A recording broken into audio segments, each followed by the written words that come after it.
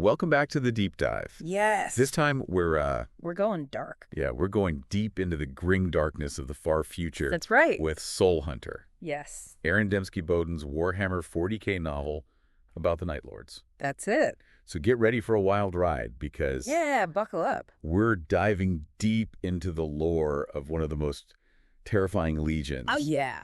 in Warhammer 40K. Absolutely. And for anyone out there familiar with 40K, you already know. Oh, yeah. These guys are not your average They're not. run-of-the-mill baddies. Not at all. Even among the the traitor legions, they've got a reputation, a seriously dark one. Absolutely. Yeah. We're talking about a legion that embraces terror as their primary weapon. Right. I mean, they literally revel in it. Oh, yeah. They've even earned the moniker Terror Troops, Mm-hmm. which is very appropriate. pretty telling if you ask me. Yeah. Yeah. I mean, it really goes deeper than just a cool nickname, though.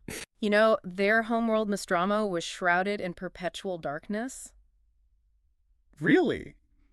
Imagine growing up on a planet Wow. where the sun never shines. Oh. It's no wonder bleak. they turned out well how they did. So how does that tie into their terror tactics Right. in the 41st millennium? So basically, their gene seed, the stuff that makes them space marines, is adapted to Nostromo's darkness.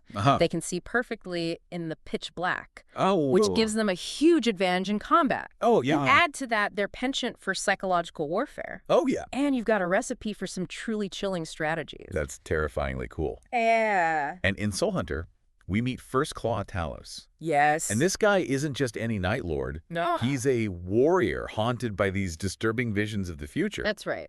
And he's also got this incredible sword called Aurum, which he stole from a legendary hero of another legion. Yeah, and I mean, the fact that he stole it Right. and even killed fellow Night Lords to keep it speaks volumes about their pragmatism. Yeah. It's a relic, sure, but to Talos, it's also a symbol. Yeah. You know? That's safe. It represents taking what you want, no matter the cost. But it's not just about personal gain, is it? No. I mean, the Night Lords, Oh, they have their own. they seem to have a twisted code of honor. Yeah. Even if it's buried under layers of, Blood and shadow. blood and shadows. That's right. Right. They value loyalty in their own way.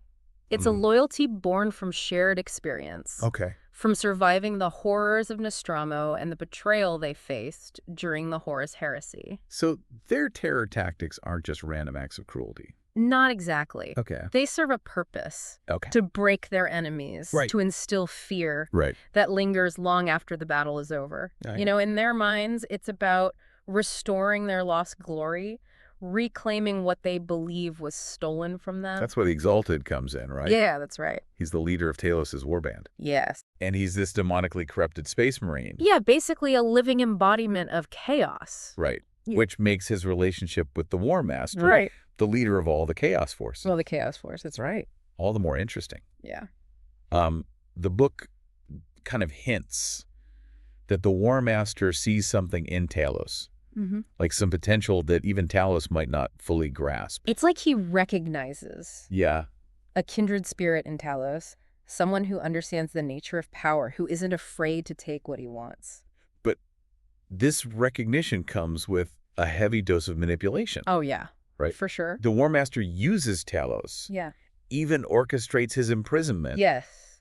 and a brutal prison break just to test his limits. Just to see what he's made of. Oh, hold on. Yeah. The War Master set him up. Oh, yeah. Talk about betrayal. But betrayal is practically a currency in the 41st millennium. Really? Especially among the Chaos Forces. And for the Night Lords who were betrayed by their own primarchs during the Horus Heresy, it's a wound that never truly heals. Right. It shapes their... Every action fuels their resentment toward the Imperium. So Talos finds himself caught in this web of manipulation, surrounded by enemies and haunted by visions. This guy can't catch a break. Well, that's where we'll pick up in the next part of our deep dive. Okay. Trust me, things are about to get even more intense. Can't wait. Yeah. Stay tuned, listeners, because this descent into the grim darkness of the Night Lords is far from over. It is indeed. We'll be back. be back. So, picking up where we left off, Talos is a prisoner. Yeah. Betrayed by the very power he thought might understand him. Right. It's a brutal lesson Yeah. in the nature of chaos. Yeah. And the prison break the War Master orchestrates, Right. it isn't exactly a walk in the park. No, not at all. Either. It's a chaotic bloodbath. Really? The War Master's forces use the prisoners, Oh, wow. including Talos, as cannon fodder to create a diversion while they make their escape. Right. It really highlights the War Master's ruthlessness, his willingness to sacrifice anyone and anything to achieve his goals. But amidst the carnage, we're introduced to this character who just seems completely out of place in this grim setting. Right. Eurydice, this young woman. Yes. With psychic powers. That's right. She's a navigator. Someone who can guide ships through the warp. Exactly. But what makes her really interesting is that she was born aboard the Night Lord's ship, the Covenant of Blood. Yeah, I mean, her birth is a complete anomaly. Really? No one has ever been born in the warp. Wow. Let alone on a ship like the Covenant, which is steeped in darkness and violence. But it raises all sorts of questions about her connection to the warp, to the ship itself. That's right. And you know what role she might play in the Night Lord's future?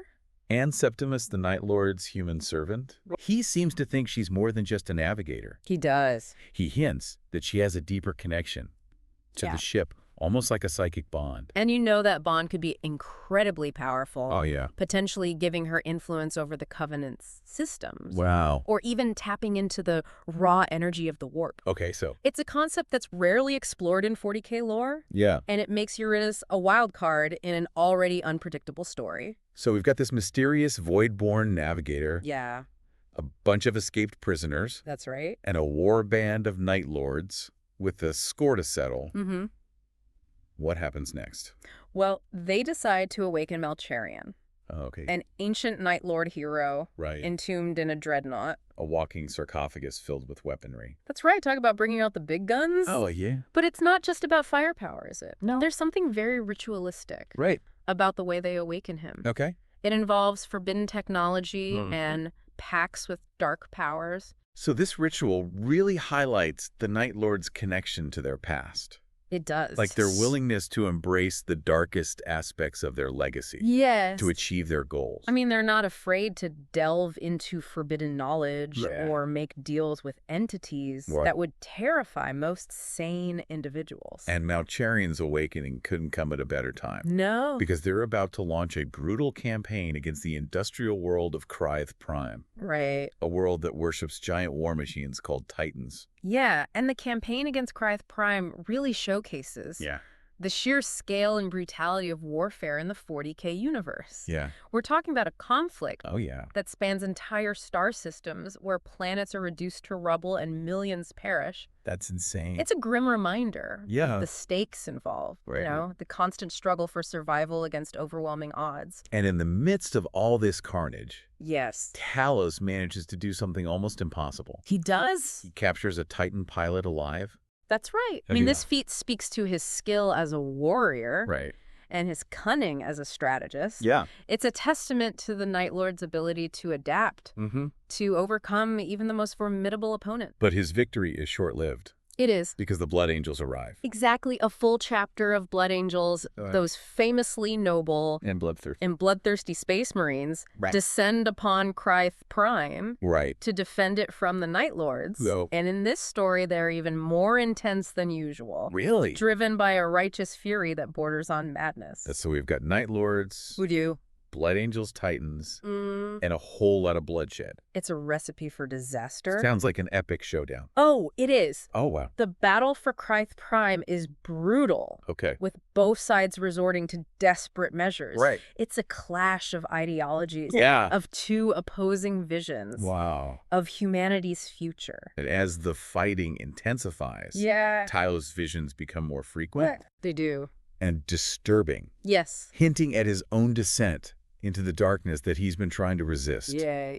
This descent into darkness is a recurring theme in Soul Hunter, isn't it? It is. It's like the grim reality of the 41st millennium. Yeah. Slowly erodes even the strongest wills. It's a constant struggle. Right. A battle against the seductive whispers of chaos that tempt even those who initially resist. And for the Night Lords who have already embraced darkness to a certain extent, yes, it's a slippery slope. It is a very slippery slope. The Night Lords barely managed to escape Cryth Prime.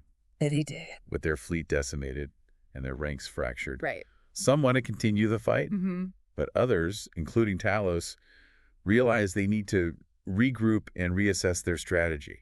And this internal conflict reflects the pragmatic nature of the Night Lords. Okay. They are survivors. Right. Driven by a cold calculus of what will ensure their continued existence. Right. They're not afraid to cut their losses and retreat when necessary, even if it means abandoning a fight they believe in. But just when they think they've escaped the worst of it, they get ambushed by the Eldar. That's right. And get this, even the Night Lords have no idea why the Eldar are attacking. Yeah, and the Eldar are notorious for their enigmatic motives and their mastery of psychic powers. Yeah. Their sudden appearance adds another layer of complexity to the story, a reminder that the 41st millennium is a dangerous and unpredictable place where even the most seasoned warriors can find themselves outmatched.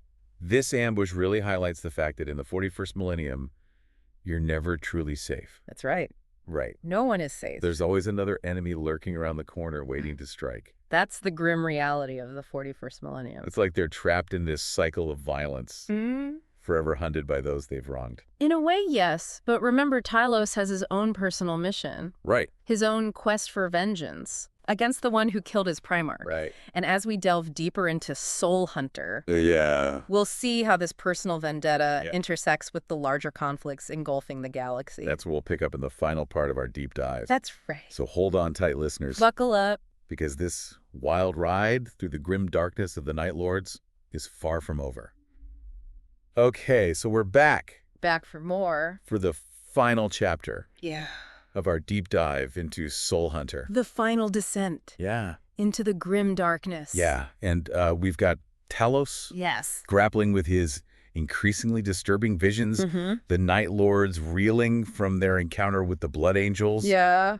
And Eurydice, the Voidborn navigator. Yes. Still shrouded in mystery. It's her connection to the Covenant of Blood that I find particularly intriguing. Right. Remember, she's the first person ever born on the ship. Right. Which is practically unheard of in the 41st millennium. Yeah. And Septimus, the Night Lord's human servant, seems convinced she's more than just a way to navigate the warp. Oh, absolutely. Right. He hints at this deeper bond between her and the Covenant. Yeah. Almost like she's a part of the ship itself. That's wild. It really is. And, you know, that bond could give her a level of control over the Covenant. Oh, yeah. That we rarely see in 40K. Right. I mean, imagine being able to influence a warship's systems. Wow. Tap into its engines, or even manipulate its weapons using psychic powers. It's kind of terrifying when you think about the Covenant's history. Oh, yeah. All the darkness and violence it's seen. Exactly. And it really does beg the question, will Eurydice become a weapon in the hands of the Night Lords? Right. Another tool for their reign of terror? Or could she become something more, a force that challenges their control, perhaps even a threat to them? Now, those are some heavy implications. Very heavy. But let's not forget about Talos and his... And his quest. Yeah, his personal quest. Right. He's been hunting the assassin who murdered his primarch, Conrad Kurz. That's right. And their paths finally collide. They do. Aboard the Covenant. It's a confrontation that's really a culmination of Talos' journey throughout Soul Hunter. Right. Driven by his loyalty to his primarch, a loyalty that survived even his fall to chaos. And the assassin he faces. Yes. Mission. A mission. She's no ordinary killer. No, she's not. Right. She's a genetically engineered agent of the Officio Assassinorum. The Imperium's most secretive and deadly organization. So it's this battle between two highly skilled warriors. Yeah. Each representing opposing sides of a galactic conflict. But there's a certain symmetry to their motivations. Absolutely. Right? They're both driven by loyalty. Yes. Even if it's expressed in vastly different ways. That's a very keen observation. Talos fights for a fallen primarch, a symbol of the Night Lord's past glory. Machine serves the Emperor. Right. The embodiment of the Imperium's power. Yeah. They're both products of their respective cultures, shaped by the beliefs and values of the factions they represent. And yet, despite their differences, they're both ultimately tools. Yes. Pawns in this larger game, played by powers beyond their comprehension. That sense of being trapped, of being manipulated by forces beyond one's control, Right. is a recurring theme in Warhammer 40K. Yeah. It really reflects the grim reality of a galaxy consumed by war, where individuals are often sacrificed for the sake of ideologies or the ambitions of those in power. And their duel is brutal.